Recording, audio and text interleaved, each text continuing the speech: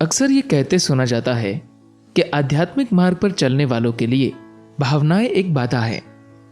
तो क्या उस राह पर जाने से पहले से खुद को भाव शून्य बनाना होगा? आइए जानते हैं सद्गुरु से।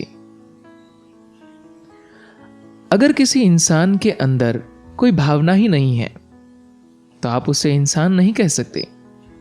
जो लोग कहते हैं कि भावनाएं आध्यात्मिक उन्नति के रास्ते में बाधक है, वे अगली बात ये बताएंगे कि आपका मन और शरीर भी एक बाधा है। एक तरह से देखें तो यह सच है। आपका शरीर, मन, भावनाएं और ऊर्जा, ये तमाम चीजें या तो आपके जीवन में बाधा बन सकती है या फिर यही चीजें जीवन में आगे बढ़ने का सोपान भी बन सकती है। यह सब इस बात पर निर्भर है कि आप उनका इस्तेमाल किस तरह से करते हैं। आपकी भावनाएं आपके मन में चल रहे विचारों से अलग नहीं होती। जैसा आप सोचते हैं वैसा आप महसूस करते हैं। विचार शुष्क होते हैं और भावनाएं रसीली। आपको लगता है कि आपका मन भी एक समस्या है।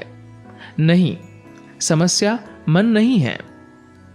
समस्या यह है कि आपको यह नहीं पता कि उसका इस्तेमाल कैसे करें।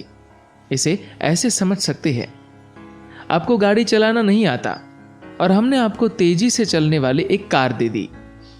अब यह कार न सिर्फ आपकी जिंदगी के लिए एक समस्या हो गई, बल्कि दूसरों की जिंदगी के लिए भी, क्योंकि आपने कार चलाना नहीं सीखा।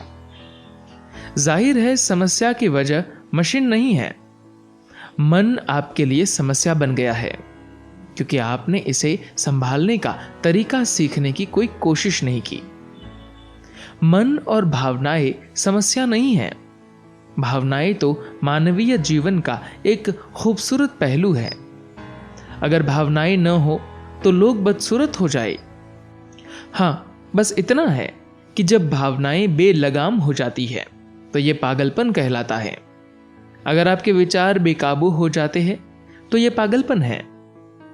पूरी दुनिया को, या यूं कहे कि 90% दुनिया को सिर्फ भक्ति और प्रेम सिखाया जाता है। भक्ति अपनी भावनाओं को खूबसूरत बनाने का एक तरीका है। ये भावनाएं बाधा नहीं है। मैं जीवन को इस रूप में देखता हूं कि यहां क्या काम करता है और क्या नहीं। अगर आप लगातार नाराज है, कुंठित है, हताश है, नफरत से भरे हैं, तो क्या यह आपके लिए काम करेगा? नहीं।